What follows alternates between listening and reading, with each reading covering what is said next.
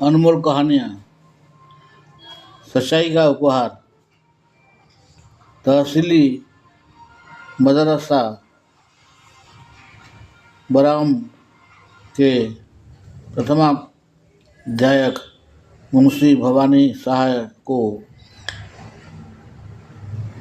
बागवानी का कुछ व्यसन था।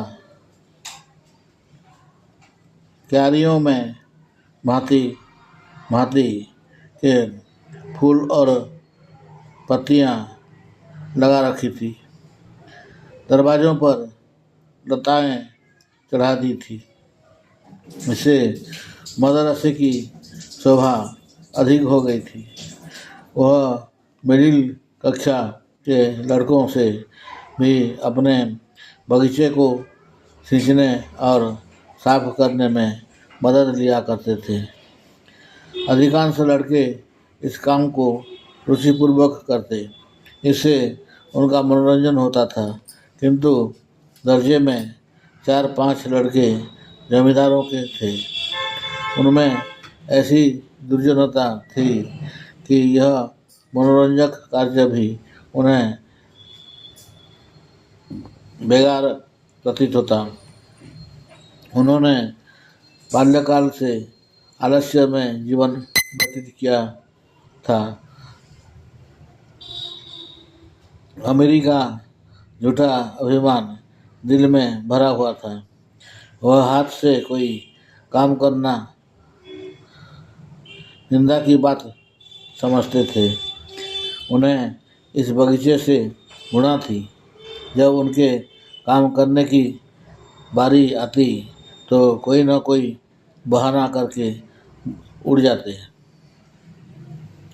इतना ही नहीं, दूसरे लड़कों को बहकाते और कहते, वहाँ पड़े फारसी, बेचें तेल। यदि खुरपी कुदाल ही करना है तो मदरसे में किताबों से सिर मारने की क्या ज़रूरत। यहाँ पढ़ने आते हैं, कुछ मजूरी करने नहीं आते। मुंशी जी इस अवज्ञा के लिए उन्हें कभी कभी दंड दे देते थे। इससे उनका द्वेष और भी बढ़ता था। अंत में यहाँ तक नौबत पहुँची कि एक दिन उन लड़कों ने सलाह करके उस पुष्पवाटिका को विध्वंस करने का निश्चय किया। 10 बजे मदरसा लगता था, किंतु उस दिन वह 8 बजे ही आ गए और बगीचे में घुसकर उसे उजाड़ने लगे। कहीं पौधे उखाड़ फेंके, कहीं क्यारियों को रौंद डाला, पानी की नालियाँ तोड़ डाली, क्यारियों की मेड़ें खोद डाली। मारे भय के छाती धड़क रही थी कि कहीं कोई देखता न हो। लेकिन एक छोटी सी फुलवारी को उजड़ते कितनी देर लगती है। 10 मिनट में हरा भरा बाग नष्ट हो गया। तब यह लड़के शीघ्रता से निकले, लेकिन दरवाजे तक आए थे कि उन्हें अपने सहपाठी की सूरत दिखाई दी। यह एक दुबला पतला, दरिद्र और चतुर लड़का था। उसका नाम बाज बहादुर था। बड़ा गंभीर शांत लड़का था। उधम पार्टी के लड़के उससे जलते थे। उसे देखते ही उनका रक्त सूख गया। विश्वास हो गया कि इसने जरूर देख लिया। यह मुंशी जी से कहे बिना न रहेगा। बुरे फंसे, आज कुशल नहीं है। यह राक्षस इस समय यहाँ क्या करने आया था। आपस में इशारे हुए कि मिला लेना चाहिए। जगत सिंह उनका मुखिया था। आगे बढ़कर बोला, आज इतने सवेरे कैसे आ गए? हमने तो आज तुम लोगों के गले की फांसी छुड़ा दी। लाला बहुत दिक क्या करते थे, यह करो वह करो, मगर यार देखो कहीं मुंशी जी से जड़ मत देना, नहीं तो लेने के देने पड़ जाएंगे। जयराम ने कहा, कह क्या देंगे, अपने ही तो हैं। हमने जो कुछ किया है वह सबके लिए किया है, केवल अपनी ही भलाई के लिए नहीं। चलो यार, तुम्हें बाजार की रोर करा दें, मुंह मीठा करा दें। बाज बहादुर ने कहा, नहीं, मुझे आज घर पर पाठ याद करने का अवकाश नहीं मिला, यहीं बैठकर पढ़ूंगा। जगत सिंह, अच्छा, मुंशी जी से कहोगे तो न? बाज बहादुर, मैं स्वयं कुछ न कहूँगा, लेकिन उन्होंने मुझसे पूछा तो? जगत सिंह, कह देना मुझे नहीं मालूम। बाज बहादुर, यह झूठ मुझसे न बोला जाएगा।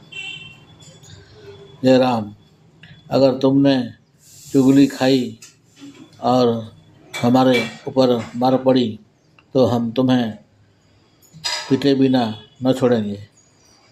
बाज बहादुर, हमने कह दिया कि चुगली न खाएंगे, लेकिन मुंशी जी ने पूछा तो झूठ भी न बोलेंगे। जयराम, तो हम तुम्हारी हड्डियां भी तोड़ देंगे। बाज बहादुर, इसका तुम्हें अधिकार है। 10 बजे जब मदरसा लगा और मुंशी भवानी शाह ने बाग की यह दुर्दशा देखी तो क्रोध से आग हो गए। बाग उजड़ने का इतना खेद न था जितना लड़कों की शरारत का। यदि किसी सांड ने यह दुष्कृत्य किया होता तो वह केवल हाथ मलकर रह जाते, किंतु लड़कों के इस अत्याचार को सहन न कर सके।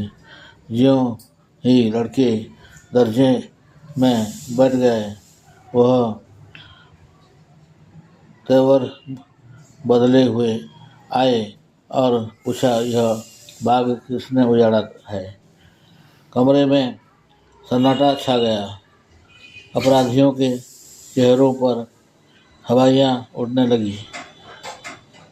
मिडिल कक्षा के 25 विद्यार्थियों में कोई ऐसा न था जो इस घटना को न जानता हो, किंतु किसी में यह साहस न था कि उठकर साफ साफ कह दे।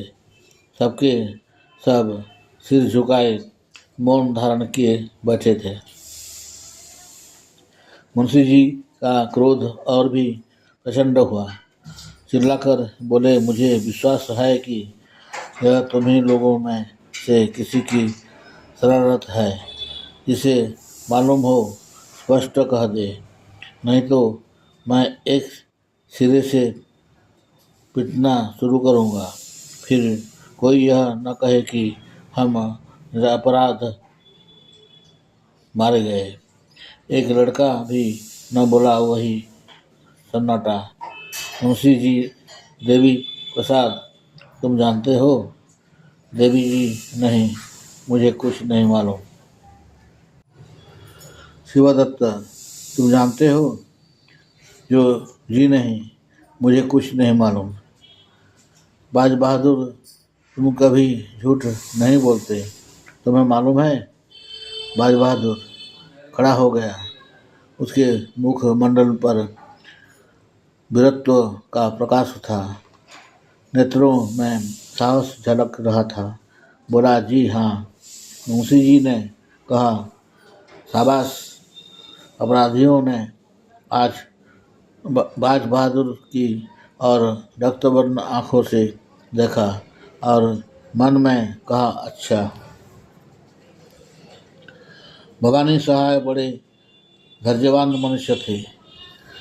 यथाशक्ति लड़कों को यातना नहीं देते थे, किंतु ऐसी दुष्टता का दंड देने में वह लेश मात्र भी दया न दिखाते थे। छड़ी मंगाकर 5 अपराधियों को 10-10 छड़ियाँ लगाई, सारे दिन बेंच पर खड़ा रखा और चाल चलन के रजिस्टर में उनके नाम के सामने काले चिन्ह बना दिए। बाज बहादुर से शरारत पार्टी वाले लड़के यूं ही जला करते थे। आज उसकी सच्चाई के कारण उसके खून के प्यासे हो गए। यंत्रणा में सहानुभूति पैदा करने की शक्ति होती है। इस समय दर्जे की अधिकांश लड़के अपराधियों के मित्र हो रहे थे। उनमें षड्यंत्र रचा जाने लगा कि आज बाज बहादुर की खबर ली जाए। ऐसा मारो कि फिर मदरसे में मुंह न दिखाए। यह हमारे घर का भेदी है। दगाबाज बड़ा सच्चे की दुम बना है। आज इस सच्चाई का हाल मालूम हो जाएगा। बेचारे बाज बहादुर को इस गुप्त लीला की जरा भी खबर न थी। विद्रोहियों ने उसे अधिकार में रखने का पूरा यत्न किया था। छुट्टी होने के बाद बाज बहादुर घर की तरफ चला। रास्ते में एक अमरूद का बाग था। वहाँ जगत सिंह और जयराम कई लड़कों के साथ खड़े थे। बाज बहादुर चौंका, समझ गया कि यह लोग मुझे छेड़ने पर उतारू हैं, किंतु बचने का कोई उपाय न था। कुछ हिचकता हुआ आगे बढ़ा। जगत सिंह बोला, आओ लाला, बहुत राह दिखाई, आओ सच्चाई का इनाम लेते जाओ। बाज बहादुर, रास्ते से हट जाओ, मुझे जाने दो। जयराम, जरा सच्चाई का मजा तो चखते जाइए। बाज बहादुर, मैंने तुमसे कह दिया कि जब मेरा नाम लेकर पूछेंगे तो मैं कह दूंगा। जयराम, हमने भी तो कह दिया था कि तुम्हें इस काम का इनाम दिए बिना न छोड़ेंगे। यह कहते ही वह बाज बहादुर की तरफ घूंसा तानकर बढ़ा। जगत सिंह ने उसके दोनों हाथ पकड़ने चाहे। जयराम का छोटा भाई शिवराम अमरूद के एक टहनी लेकर झपटा। शेष लड़के चारों तरफ खड़े होकर तमाशा देखने लगे। यह रिजर्व सेना थी, जो आवश्यकता पड़ने पर मित्र दल की सहायता के लिए तैयार थी। बाज बहादुर दुर्बल लड़का था। उसकी मरम्मत करने को वह 3 मजबूत लड़के काफ़ी थे। सब लोग यही समझ रहे थे कि क्षण भर में यह तीनों उसे गिरा लेंगे। बाज बहादुर ने देखा कि शत्रुओं ने शस्त्र प्रहार करना शुरू कर दिया, तो उसने कनखियों से इधर उधर देखा। तब तेजी से झपटकर शिवराम के हाथ से अमरूद की टहनी छीन ली और 2 कदम पीछे हटकर टहनी ताने हुए बोला, तुम मुझे सच्चाई का इनाम या सजा देने वाले कौन होते हो? दोनों ओर से दांव पेंच होने लगे। बाज बहादुर था तो कमज़ोर, पर अत्यंत चपल और सतर्क था। उस पर सत्य का विश्वास हृदय को और भी बलवान बनाए हुए था। सत्य चाहे सिर कटा दे, लेकिन कदम पीछे नहीं हटाता। कई मिनट तक बाज बहादुर उछल उछल कर बार करता और हटाता रहा, लेकिन अमरूद की टहनी कहाँ तक थाम सकती। जरा देर में उसकी धज्जियाँ उड़ गई। जब तक उसके हाथ में वह हरी तलवार रही, कोई उसके निकट आने की हिम्मत न करता था। निहत्था होने पर भी वह ठोकरों और घूसों से जवाब देता रहा, मगर अंत में अधिक संख्या ने विजय पाई। बाज बहादुर की पसली में जयराम का एक घूंसा ऐसा पड़ा कि वह बेदम होकर गिर पड़ा। आंखें पथरा गई और मूर्छा सी आ गई। शत्रुओं ने यह दशा देखी तो उनके हाथों के तोते उड़ गए। समझे इसकी जान निकल गई। बेतहाशा भागे। कोई 10 मिनट के पीछे बाज बहादुर सचेत हुआ। कलेजे पर चोट लग गई थी। घाव ओछा पड़ा था, जिस पर भी खड़े होने की शक्ति न थी। साहस करके उठा और लंगड़ाता हुआ घर की ओर चला। उधर यह विजयी दल भागते भागते जयराम के मकान पर पहुंचा। रास्ते ही में सारा दल तितर बितर हो गया। कोई इधर से निकल भागा, कोई उधर से। कठिन समस्या आ पड़ी थी। जयराम के घर तक केवल 3 सुदृढ़ लड़के पहुँचे। वहाँ पहुँचकर उनकी जान में जान आई। जयराम कहीं मर न गया हो। मेरा घूंसा खूब बैठ गया था। जगत सिंह, तुम्हें पसली में नहीं मारना चाहिए था। अगर तिल्ली फट गई होगी तो न बचेगा। जयराम यार, मैंने जान के थोड़े ही मारा था, संजोग ही था। अब बताओ क्या किया जाए। जगत सिंह, करना क्या है, चुपचाप बैठे रहो। जयराम, कहीं मैं अकेला तो न फंसूंगा। जगत सिंह, अकेले कौन फंसेगा, सबके सब साथ चलेंगे। जयराम, अगर बाज बहादुर मरा नहीं है तो उठकर सीधे मुंशी जी के पास जाएगा। जगत सिंह, और मुंशी जी कल हम लोगों की खाल अवश्य उधेड़ेंगे। जयराम, इसलिए मेरी सलाह है कि कल से मदरसे जाओ ही नहीं। नाम कटा के दूसरी जगह चले, नहीं तो बीमारी का बहाना करके बैठे रहें। महीने 2 महीने के बाद जब मामला ठंडा पड़ जाएगा तो देखा जाएगा।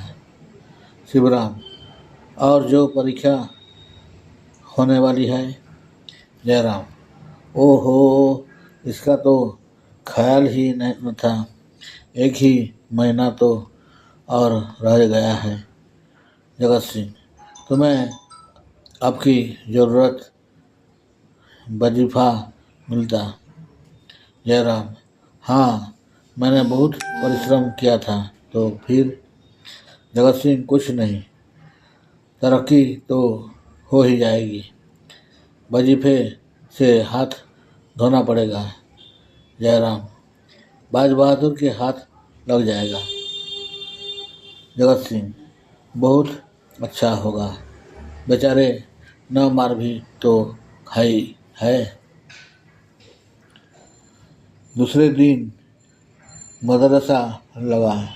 जगत सिंह, जयराम और शिवराम तीनों गायब थे।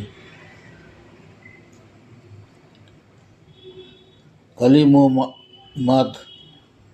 मोहम्मद पैर में पट्टी बांध आए थे, लेकिन भय के मारे बुरा हाल था। कल के दर्शकगण भी थरथरा रहे थे कि कहीं हम लोग गेहूं के साथ घुन की तरह न पिस जाए। बाज बहादुर नियमानुसार अपने काम में लगा हुआ था। ऐसा मालूम होता था कि मानो उसे कल की बातें याद ही नहीं आए, किसी से उनकी चर्चा न की। हाँ, आज वह अपने स्वभाव के प्रतिकूल कुछ प्रसन्नचित्त दिख पड़ता था। विशेषतः कल के योद्धाओं से वह अधिक हिला मिला हुआ था। वह चाहता था कि यह लोग मेरी ओर से निशंक हो जाएं। रात भर की विवेचना के पश्चात उसने यही निश्चय किया था, और आज जब संध्या समय वह घर चला तो उसे अपनी उदारता का फल मिल चुका था। उसके शत्रु लज्जित थे और उसकी प्रशंसा करते थे, मगर यह तीनों अपराधी दूसरे दिन भी न आए। तीसरे दिन भी उनका कोई पता न था। वह घर से मदरसे को चलते, लेकिन देहात की तरफ निकल जाते। वहाँ दिन भर किसी वृक्ष के नीचे बैठे रहते अथवा गुल्ली ठंडे खेलते। शाम को घर चले आते। उन्होंने यह पता लगा लिया था कि समर के अन्य सभी पौधागण मदरसे आते हैं और मुंशी जी उनसे कुछ नहीं बोलते, किंतु चित्त से शंका दूर न होती थी। बाज बहादुर ने जरूर कहा होगा, हम लोगों के जाने की देर है। गए और वैभव की पड़ी। यही सोचकर मदरसे आने का साहस न कर सकते थे। चौथे दिन प्रातःकाल तीनों अपराधी बैठे सोच रहे थे कि आज किधर चलना चाहिए।